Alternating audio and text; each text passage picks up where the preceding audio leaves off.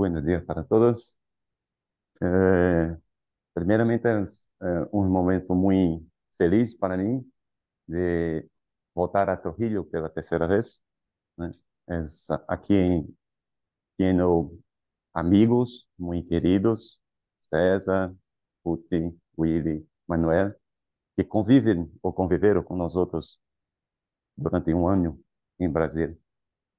E desde 2017, o convívio com a Universidade de Trujillo me faz ter um amor e um carinho muito importante e muito bonito com esta universidade.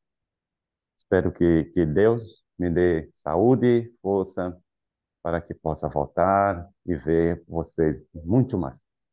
Sim? Eu não hablo espanhol ou castelhano, mas eu vou falar em portanhol, sim? Algumas palavras em português, outras palavras em espanhol, e eu creio que vou me fazer entender. Se eu hablo alguma coisa que não entende, tu pode parar e me pedir para tentar hablar de uma maneira diferente.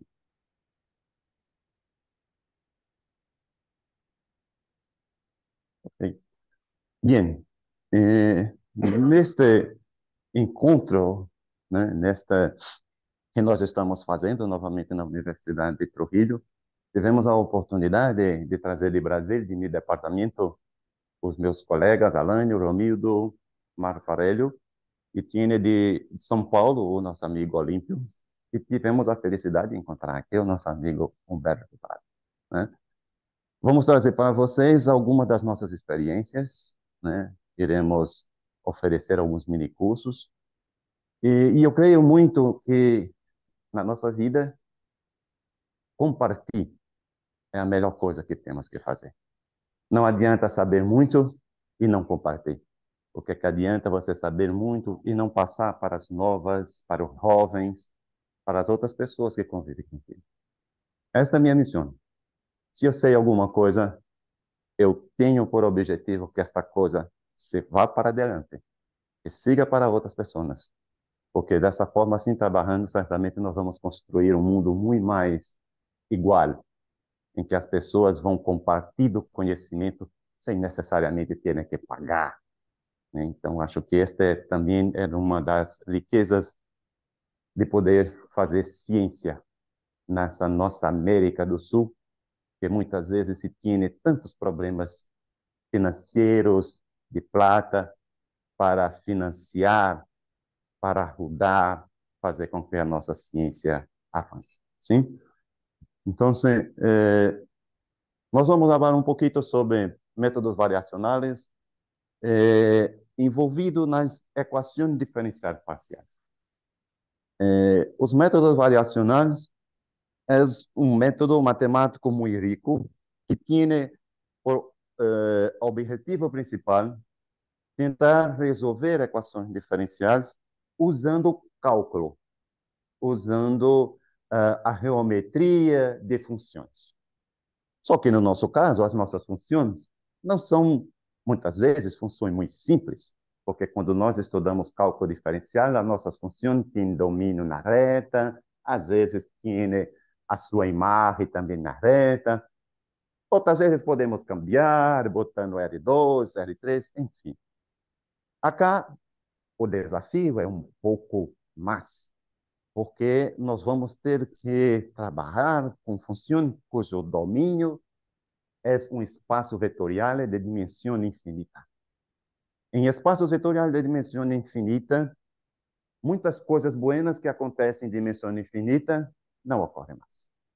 Então, nós temos que tentar desenvolver ferramentas, raciocínios lógicos que permitam, de alguma forma, fazer com que o fato que tu tienes uma dimensão infinita que perturba a falta de capacidade possa novamente te permitir obter as soluções. Todavia, para apresentar um pouquinho do método variacional, eu creio que é importante tu entender a importância das equações diferenciais parciais. Sim? As equações diferenciais parciais...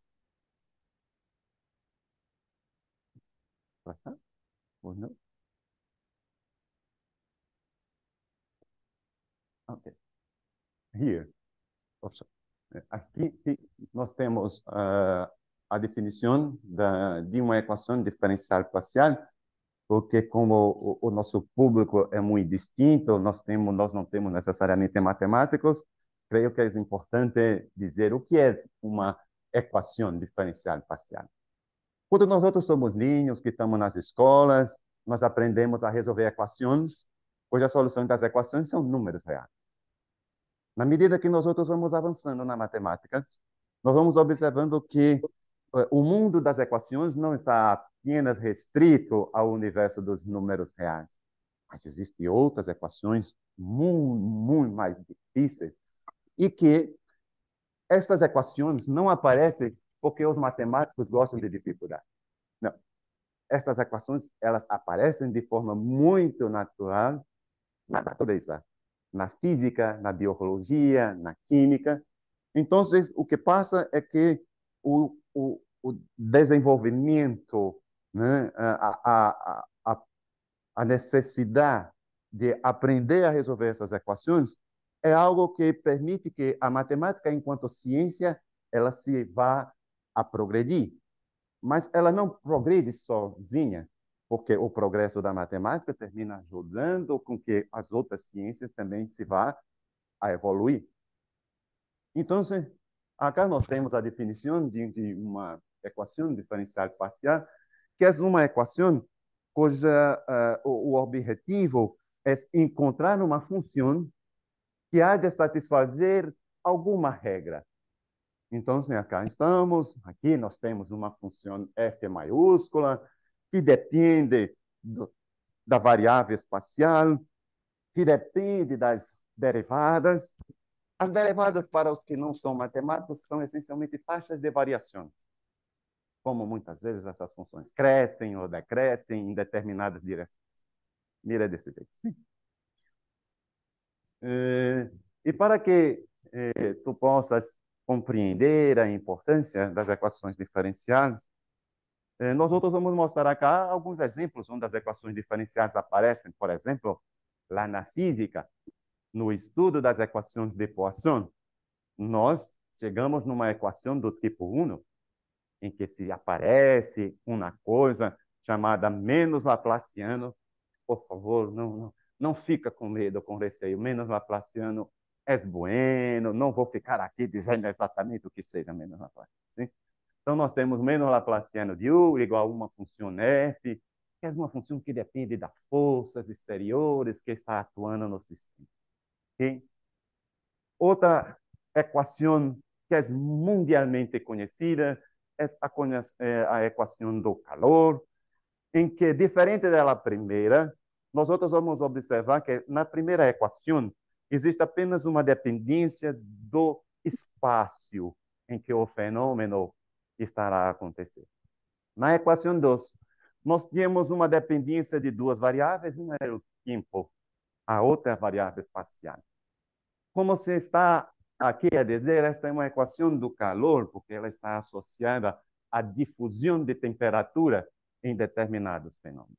Então, quando tu vai fazer o estudo detalhado, um estudo muito mais preciso do fenômeno da transmissão de calor, esse que aparece uma equação diferencial parcial.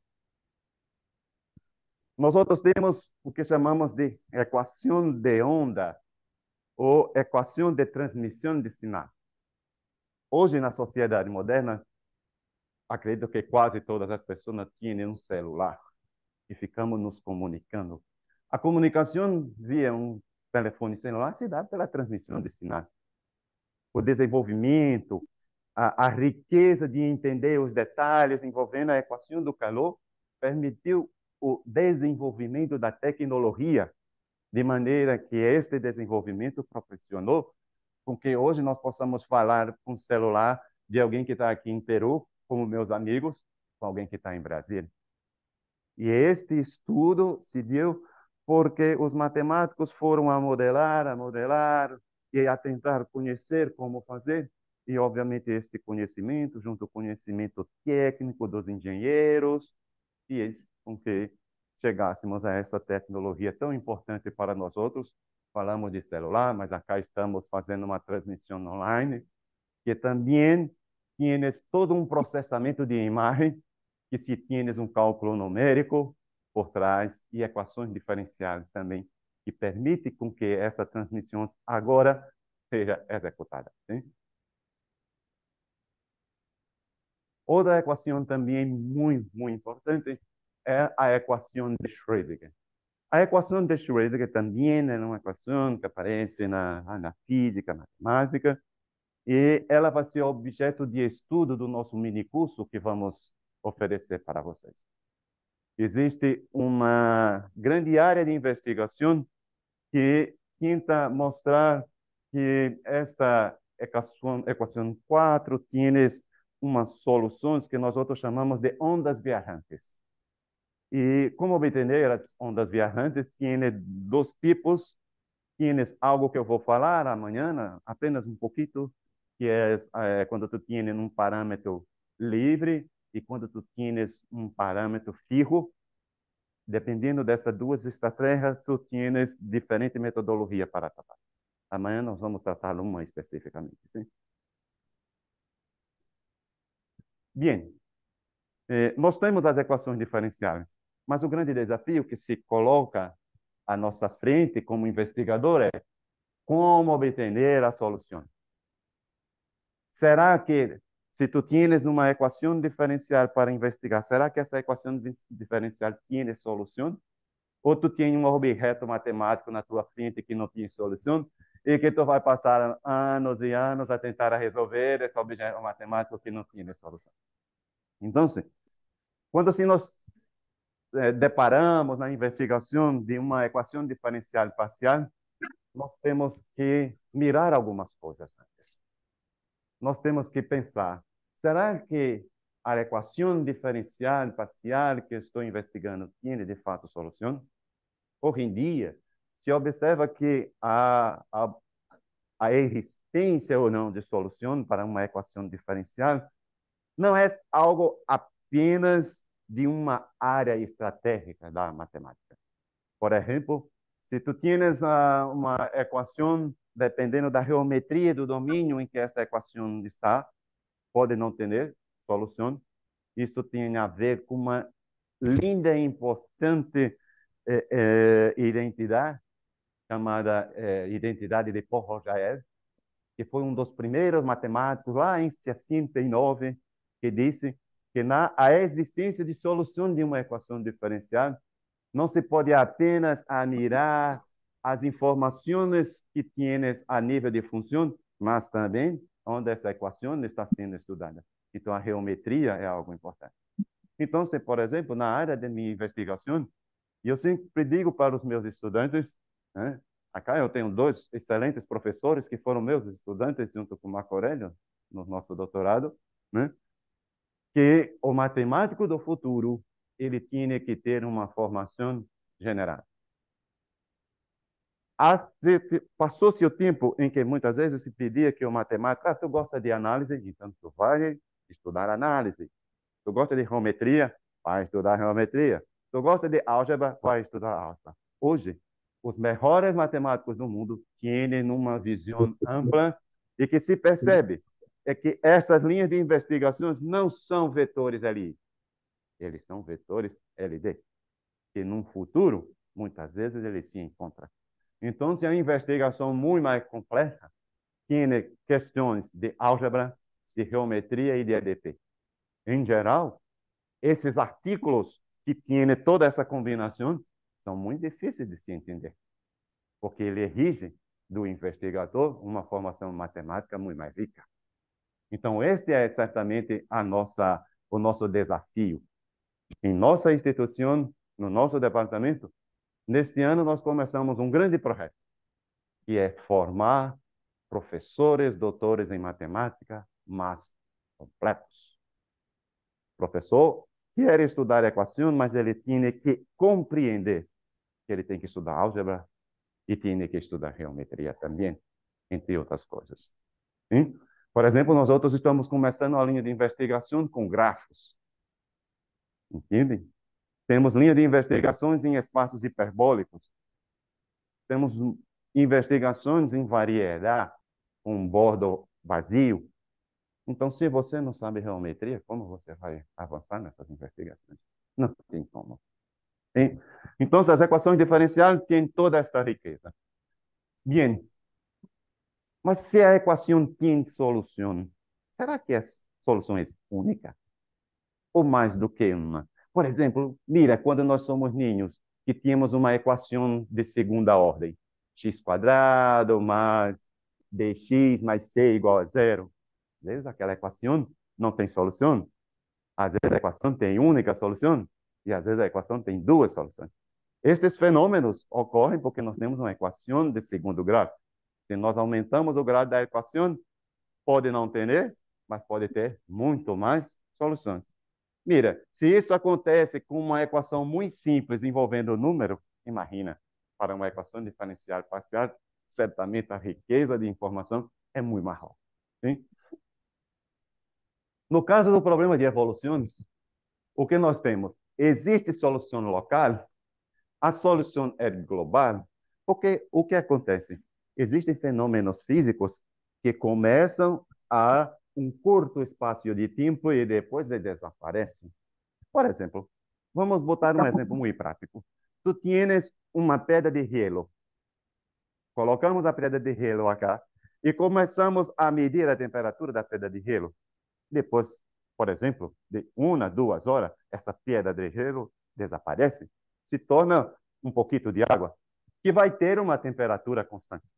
A partir daquele momento, não se há mais mudança do fenômeno físico, sim? É o mesmo. Todavia, existem outros fenômenos que há de acontecer muito tempo. Por exemplo, se tu pensas em estudar a temperatura do nosso planeta, tu podes pensar que a temperatura do nosso planeta há de ser uma função periódica, por causa das estações do tempo, sim? Então, se todo ano se tinha as estações do tempo a se repetir, tu pode tentar estudar esse fenômeno e compreender. O El Niño e outros está nos mostrando que este fenômeno físico estará cambiando. E algumas variáveis extras estão a influenciar no fenômeno para que muitas coisas que para nós outros não acontecia anos atrás se apresentem. Por exemplo, em minha região, em Brasília, as chuvas nunca aconteciam depois de agosto. Neste ano, desde junho, que chove sistematicamente. Muitas pessoas estão muito preocupadas para entender. Vamos chegar no final do ano com esta estação nova, porque para nós outros, em nossa região, é nova. Então, temos que compreender, e quem vai compreender isso são os investigadores de matemática, de física, de biologia, enfim. São toda uma equipe muito disciplinar para compreender esse fenômeno. As questões acima são simples de se resolver? Não, não são simples. Certamente não são simples. Né? Elas não são simples porque, por exemplo, como nós outros estamos no departamento de matemáticas, por exemplo, tem cursos básicos de equações diferenciais lineares, que são equações diferenciais que só dependem de um parâmetro, que nós outros aqui estamos chamando de t. E lá, quando nós estudamos, mostramos para os nossos estudantes que, às vezes, uma equação de segunda ordem com uma única variável é impossível de se resolver. Então, se tu tienes uma equação diferencial parcial que envolve muito mais informação, obviamente a dificuldade é muito maior. Sim? Então, o que nós outros devemos acrescentar à equação para tentar resolver? Os matemáticos começaram a perceber que se tu tienes uma equação, tu tienes que tentar observar se tu tienes alguma informação adicional na equação para que junto com a equação que tu tienes que estar a tentar resolver, tu possa lograr êxito em resolver. Então, aparece o que nós outros chamamos de condições iniciais ou condições de bordo. Sim? Então, as condições iniciais, em geral, são condições que nós outros aprendemos num curso básico de equações diferenciais lineares, como acá está este exemplo, sim? Em que colocamos no instante t duas informações. As condições de bordo, por exemplo, vai aparecer acá. Quando tu tienes uma equação diferencial desse tipo, e tu tienes o bordo da região que tu está tentando resolver. Então, tu tienes que tentar entender o que tu esperas no fenômeno que tu está estudando, que deve acontecer no bordo. Sim? Então, na literatura matemática, nós temos diferentes condições de bordo. Temos uma muito famosa, que é a chamada condição de Dirichlet. A condição de Dirichlet é quando nós outros consideramos que este operador, B de U, é igual a U. Mas o que isso quer dizer? Mira, que se esse daqui é igual a U, tu está pensando que tu queres resolver uma equação diferencial parcial em que no bordo da região que tu está estudando, a tua função sempre é zero. Então, isso é uma informação adicional importante. Tu tens outra condição de bordo muito famosa, chamada condição de Neumann. Na condição de Neumann, tu coloca cá uma taxa de variação em que tu está bloqueando a transmissão de informação de dentro do domínio acotado que tu está trabalhando para fora. Então, mira, nesta condição, tu acá vai colocar uma taxa de variação com relação à derivada exterior igual a zero. E tu pode fazer situações mistas em que tu tienes a possibilidade de, por exemplo, tu tienes acá o domínio, sim? Tu estás desse tipo e dividir o bordo desta região em duas regiões, em que tu pode pensar que em uma parte da região a função que tu estás a tentar encontrar permanece sempre zero e nesta outra parte daqui, esta gama 2, e nesta parte aqui tu tienes uma condição de Neumann. É importante sempre repetir. As, as condições de bordo, elas muitas vezes aparecem do problema físico que tu estás acontecendo. Não és o matemático que impõe. Então, muitas vezes os físicos estão a estudar, ou lá na biologia está estudando, e mostra que tem, por exemplo, se tu tienes associado a isso um fenômeno biológico, e tu está estudando a competição entre espécies, se tu pensas que U é igual a zero no bordo, tu está dizendo que nessa região não tem a espécie que tu está estudando. Por exemplo, poderia ser aqui um lago e tu tienes aqui alguns animais que estão morando para cá e que, obviamente, são animais que não vivem na água, sim? Então, acá você não vai encontrar animais. Os animais moram acá. Então, tu tienes todas essas informações, sim?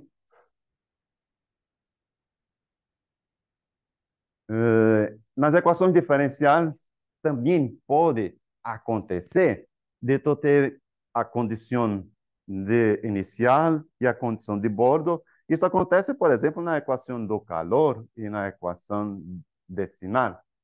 Mira, aqui está a equação do calor. Tu tienes uma condição inicial que tu está dizendo que o teu fenômeno físico começa com algum tipo de estrutura, sim? E acá tu estás pensando que tu tienes uma condição de bordo igual a zero.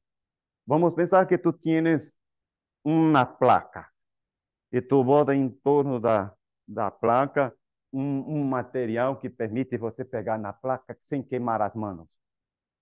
Isto é uma condição de bordo, entende? E tu pode, quando pegar, não sei em espanhol, termômetro, para medir a temperatura, tu pode medir e dentro desta placa tinha a temperatura, mas ao botar no bordo não tem. Entende? Então, essas são situações que acontecem. E acá, tu vai estudar o fenômeno de transmissão de calor na placa, e em cada ponto da placa, tu bota o termômetro e sabe qual é a temperatura inicial. Isto é a temperatura inicial. Então, não é os matemáticos que botam, entende? Muitas vezes as pessoas dizem, as equações têm muita informação, os matemáticos as colocam lá para resolver. Não, não. Muitas vezes, não. Às vezes é preciso fazer uma aproximação por não se ter ainda um desenvolvimento adequado para estudar as equações. Okay? Aqui está a problema de transmissão de sinal. Okay? Por favor, César, quando eu tiver no tempo para encerrar a charla, tu me avisa, porque como eu amo falar em matemáticas, eu posso falar que é amanhã toda, assim? Por favor. Eu não estou com meu relógio, então me avisa. Uma vez que temos todas as informações das equações diferenciais, o próximo passo é tentar entender como eu vou resolver isso. E acá, eu sempre digo isso daqui, que eleger um método não é uma coisa simples. Eleger o método exige do investigador uma certa experiência, uma certa expertise que certamente não se obtém quando é iniciante na investigação.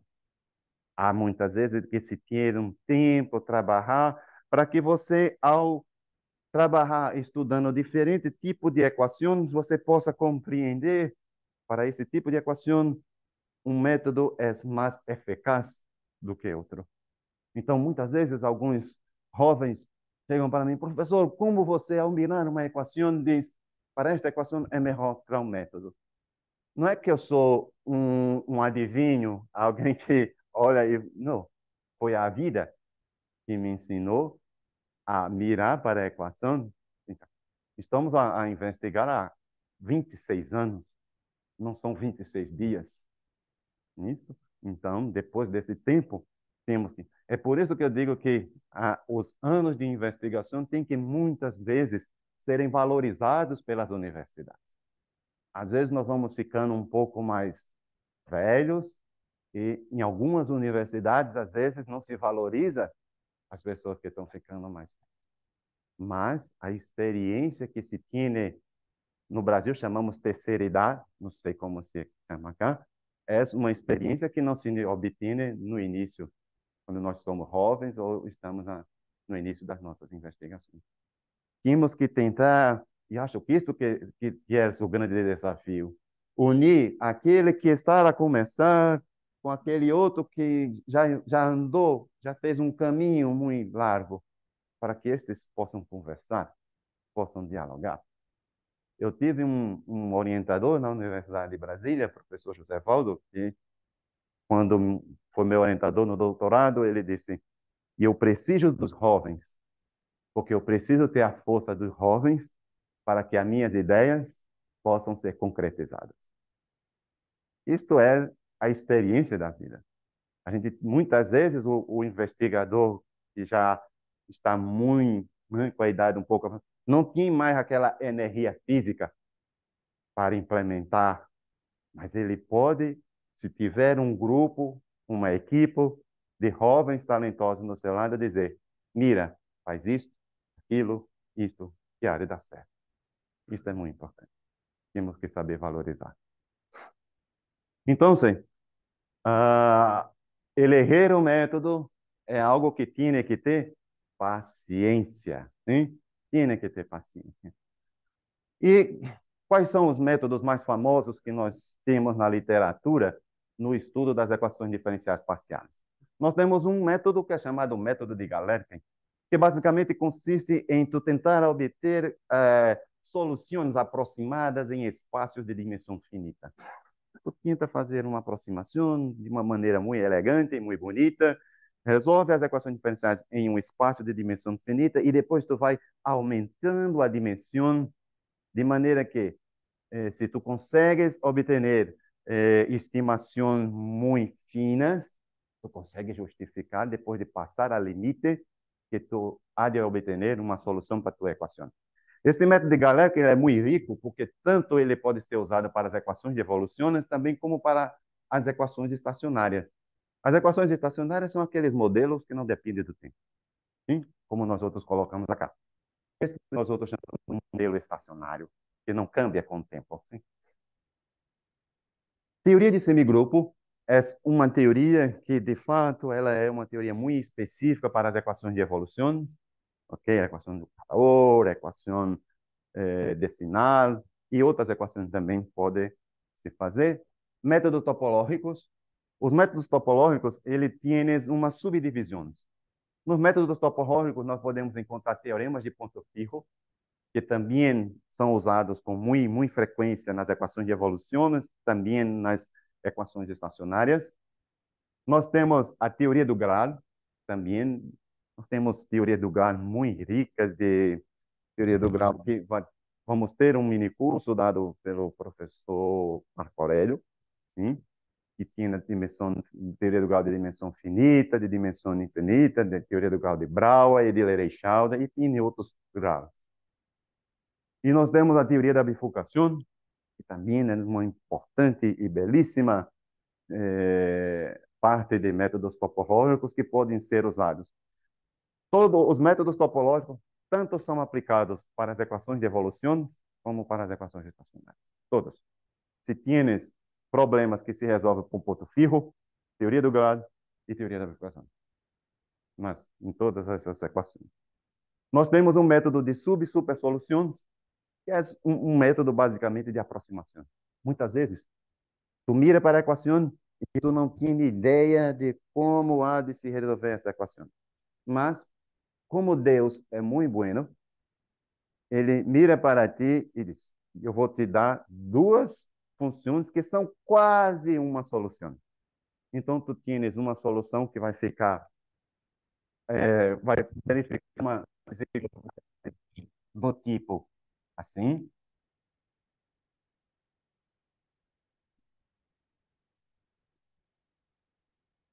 Vamos pensar aqui com essa condição de bordo.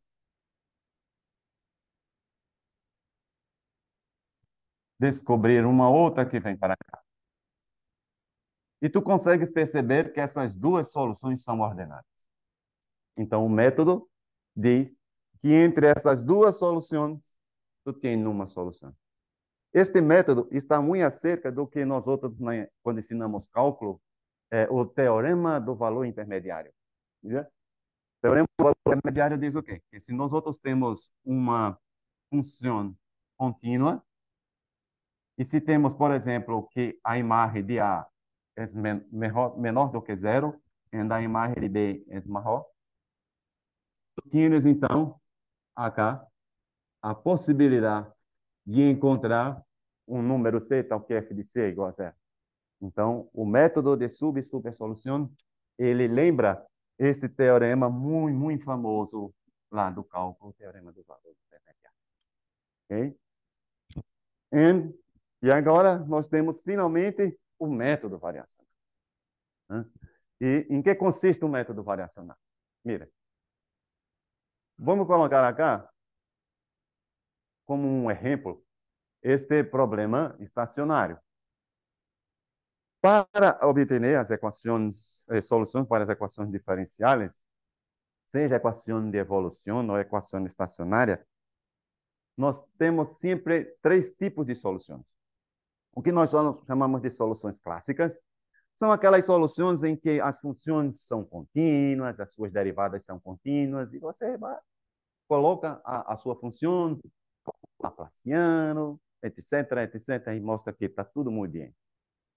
Esses dois tipos de soluções, fortes e fracas, ele entra dentro do universo dos espaços de Sobolev. É uma estrutura muito mais rica, em que as funções que moram nesse tipo de espaço têm um sentido de derivada que é totalmente distinto das soluções clássicas, no primeiro momento. Mas depois, ao se estudar, ao analisar com calma, há de se observar que algumas funções que têm essas soluções no sentido de Sobolev, em particular, elas têm as soluções no sentido clássico. E nós outros, então, começamos a entrar dentro de uma teoria das equações diferenciais chamada teoria de regularidade. Então, existem investigadores que não estão preocupados em obter a solução. Eles são expertos no seguinte: tu obtienes uma solução e diz, eu não conheço nada dessa solução. Conheço muito pouquinho.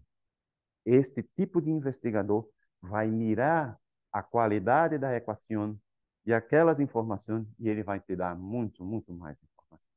Então, estes são os investigadores que trabalham na teoria de regularidade.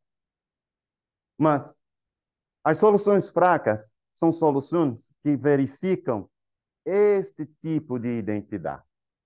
Essa é uma identidade integral em que tu diz que uma solução verifica 8. Se esta igualdade aqui acontece, aqui nós temos um espaço que é chamado espaço de Sobolev. Mas o que seria isto? Bem, acá eu estou te dando uma definição muito simples de entender, ok? E que foge um pouco da tradicional, para que quem não é um expert em análise possa compreender. Tu vai dizer que uma função está no espaço H01, se é possível encontrar uma sequência de funções que tem infinitas derivadas e antes de chegar no bordo, elas se anulam. E estas funções, elas tendem a ter este comportamento, que é um comportamento do tipo sequência de Cauchy. Se alguém já fez um curso básico de equação, de estudar sequência, então é uma sequência de Cauchy, e tu vai assumir que esta sequência tem um limite pontual. Então, essa função está no espaço H01. E para essa função, nós outros podemos definir o que nós chamamos de um gradiente Debye, que é exatamente tu assumir que esse gradiente é o limite do gradiente dessa função. Com essas noções, dentro do espaço H01, tu podes considerar um produto interno e, portanto, tu mostra que esse espaço H01 é um espaço de Hilbert. Ok. Bem, mas em que consistem, então, os métodos variacionais? Os métodos variacionais consistem em tu associar a tua equação uma função. Então, neste caso, para esta,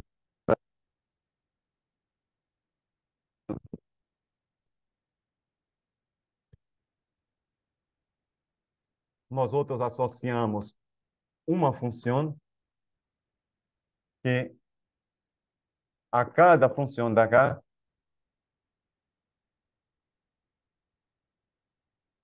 vai considerar este, nós outros chamamos de funcional. Só que não é um funcional da álgebra linear, sim, que é linear, é um funcional não linear.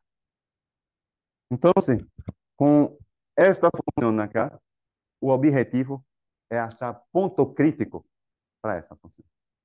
Mas, mira, novamente, quando nós estamos estudando cálculo diferencial, por exemplo, de funções de duas variáveis, f de R2 em R, dependendo de como é a lei de formação da função, é muito, muito difícil achar ponto crítico para essa função. Então, eu quero que tu mira uma situação desta, em que acá tu tienes um espaço agora de dimensão infinita. Se lá nos cursos de cálculo, em espaço de dimensão 2, tu tinha dificuldade em algumas funções de obter ponto crítico, imagina agora. Então, sim, aqui nós temos grandes desafios e muitas vezes estudantes que adoram cálculo gostam de estudar equações diferenciais via este método porque têm uma certa relação. Ok. Então, se tu consegue derivar aquele funcional e obter essa expressão que está ligada muito fortemente à definição de solução Delby.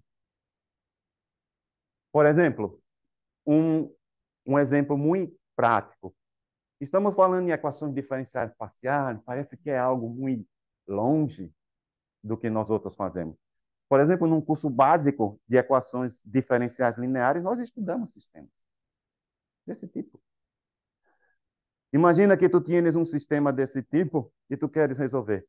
Dependendo das informações sobre a função f1, 2 e 3, esse sistema, usando a teoria que nós encontramos tradicionalmente nos livros básicos, é impossível de se resolver. É necessário avançar na investigação. E, neste caso, uma ferramenta que pode ajudar, sim, para resolver o sistema é o método variacional. Mas é claro que temos que entender que o método variacional, como tudo na vida, tem as suas limitações. O método variacional funciona para algumas coisas e, obviamente, não funciona para outras. Ok? Porque senão não precisaria ter se desenvolvido os outros métodos. Então, se tu começas a imaginar que aquelas funções F1, F2 e F3 estão associadas ao gradiente de uma função F maiúscula, para este sistema cá, para este sistema, é possível associar um funcional energia, que é isso, né? O nome energia é porque vem da física. Isso daqui está ligado exatamente à energia que está contida dentro do sistema. Hein? Bem, mas eu estou a falar de método variacional. O método variacional pode ser aplicado para as equações estacionárias, mas será que os métodos variacionais também podem ser aplicados no estudo das equações de evolução? Sim. Por exemplo, eu tenho um artigo recente com o professor Alânio, em que nós aplicamos métodos variacionais para estudar a existência de soluções periódicas para este problema hiperbólico aqui. Então, sim, às vezes as pessoas sempre associam método variacional para as equações elípticas. Não. Método variacional é uma ferramenta universal. Dependendo do problema, ele pode ser usado em vários contextos. Sim? Então, aqui nós temos, e nós lá usamos, um artigo que o funcional energia associado a esse problema tem uma geometria muito dura, muito difícil de se entender, mas é possível.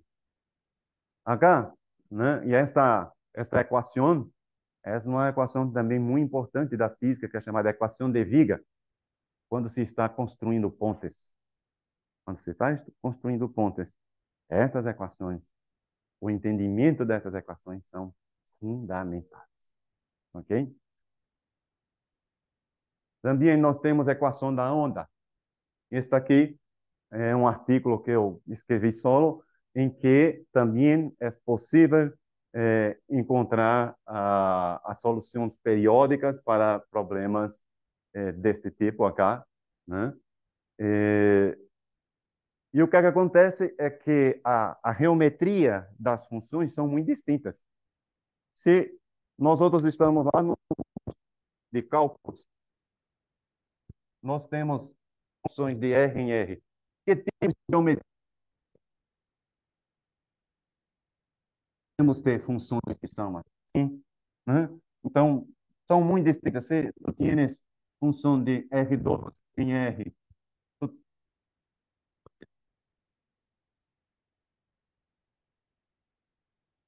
sim? Então, sim, muito distintos quando tu tienes essas funções. Sim?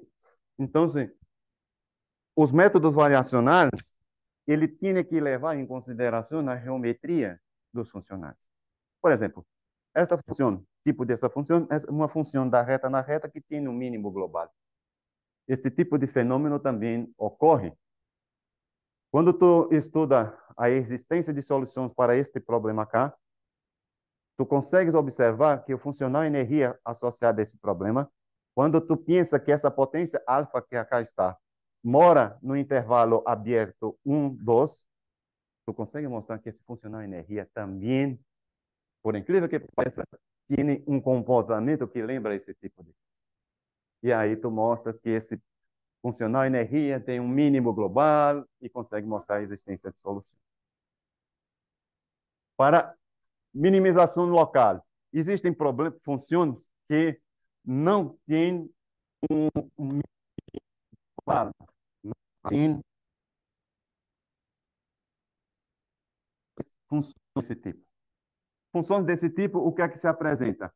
Eles um mínimo local, mas como essa função é menos infinito, ela não tem mínimo global.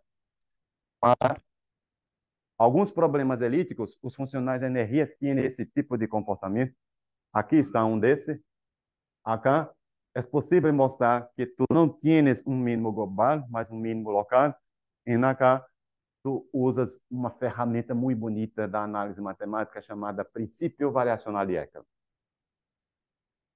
Temos muito mais, estamos caminhando para encerrar, sim.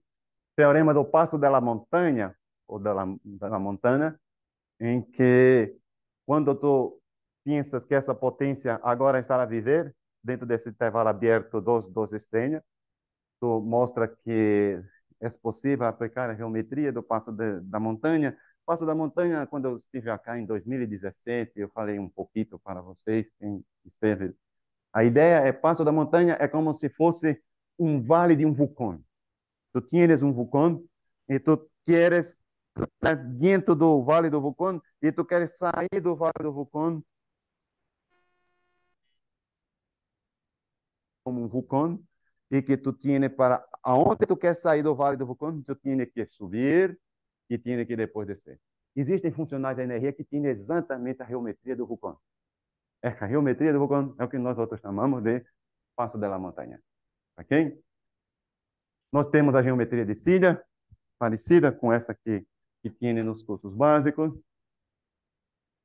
Aqui está. Aqui eu estou ilustrando cada situação que os funcionais têm. Ok? Bem. Mas para resolver, o que é que nós outros temos que ter? Mira, quando nós temos as funções nesses espaços, nós temos um teorema de Weierstrass, que diz que toda sequência limitada ou toda sequência acotada admite uma subsequência convergente.